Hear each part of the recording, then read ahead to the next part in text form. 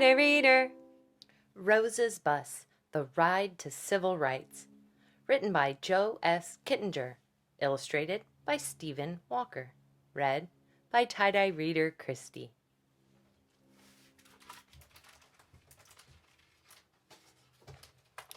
Rosa's Bus.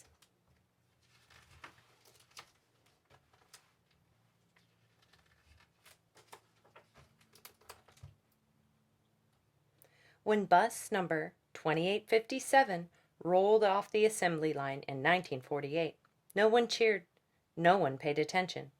No one knew that one day bus number 2857 would be famous. The bus left the General Motors factory in Michigan and headed for Terre Haute, Indiana, where it carried folks for several years before moving south to Alabama in 1954. Around the time the bus arrived in Montgomery, the U.S. Supreme Court in Washington, D.C. ruled that separate schools for black children and white children were unequal. The civil rights movement was beginning to roll. Welcome to Montgomery. By now, bus number 2857 was 6 years old. Its yellow paint had faded some, but inside, 10 seats back, there was a newly painted, movable sign. It read, "Colored."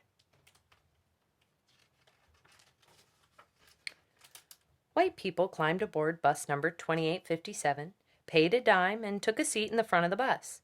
Black people climbed aboard the bus, paid a dime, but often had to walk back down the steps and go to the rear door, even if it was raining, even if their legs were broken, even if they were cold and the steps were hard to climb. That's just the way things were. Whites sat up front, colored in back. Black people were called colored back then. That's just the way things were. When the white seats filled, an entire row of black people had to stand up, so one white person could sit down. Black people weren't allowed to share a row with white people. That's just the way things were. If black people didn't stand up, the bus driver could have them arrested, and they'd have to pay a fine. Those were the rules, called Jim Crow laws. That's just the way things were. Bus number 2857 traveled the streets of Montgomery, carrying people to work, to church, and to the store. Black people needed the bus. The bus company needed black people to ride. Jingle jangle, dime upon dime. Dimes kept the buses in business.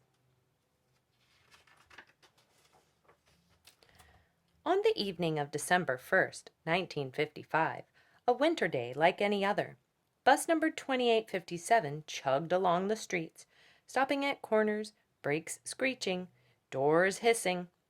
Mrs. Rosa Parks boarded the bus. After a long day of sewing and pressing clothes, she took a seat behind the sign. At the next stop, all the front seats were filled, and a white man was left standing. The bus driver motioned for Rosa and 3 other black passengers in her row to stand up, so the white man could sit down. 3 passengers did as the driver ordered. Rosa sat still. The busload of people moaned and groaned, anxious to get home. The driver said, "Move, or I'll have you arrested." Still, Rosa sat. That winter day, the police took Rosa to jail.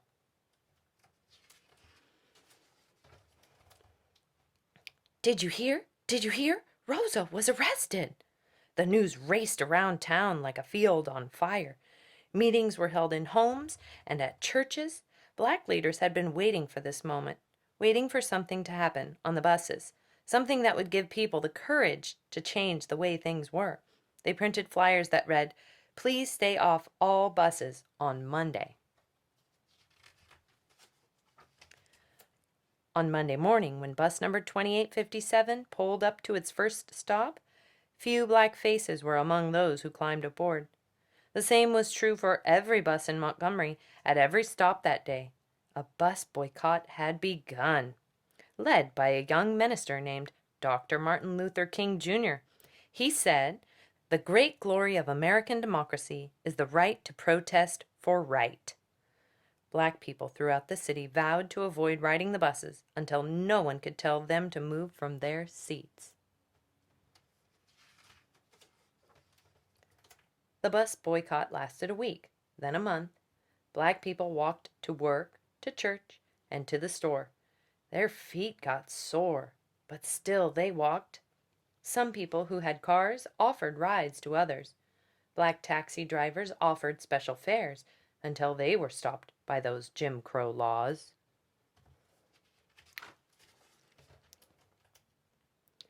The boycott went on and on.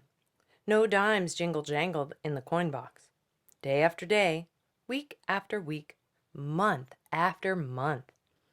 Bus number 2857 rode down the street with plenty of empty seats. Black people walked and walked, wearing holes in the soles of their shoes. They walked for 382 days. That's how long they boycotted the buses. A year after the boycott began, the Supreme Court in Washington, D.C. ruled that the way things were in Montgomery must change. Black people could no longer be forced to give up their seats for white people. They could sit in any seat they wanted on the bus.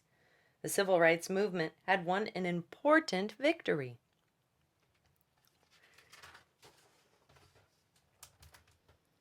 Bus number 2857 was full again. It ran many more years on the streets of Montgomery as the civil rights movement rolled on and on. Then the city replaced its old buses with ones that were shiny and new. Bus number 2857 was put out of service.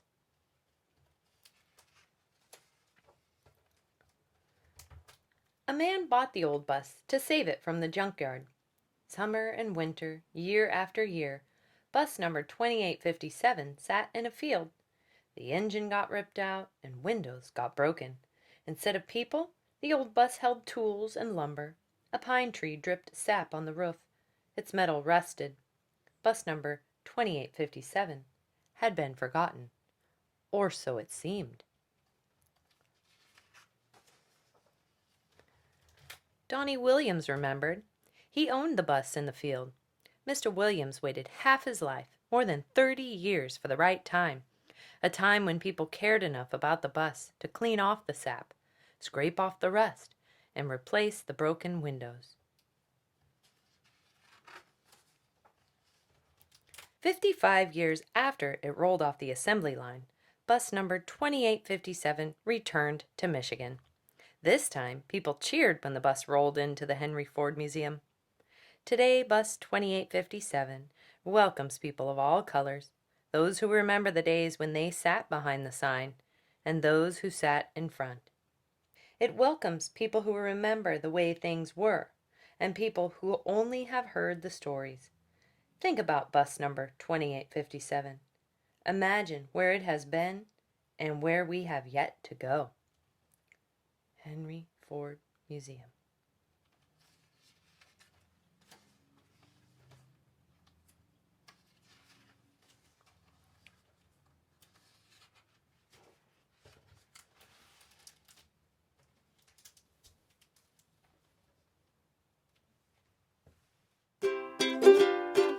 Tighter reader,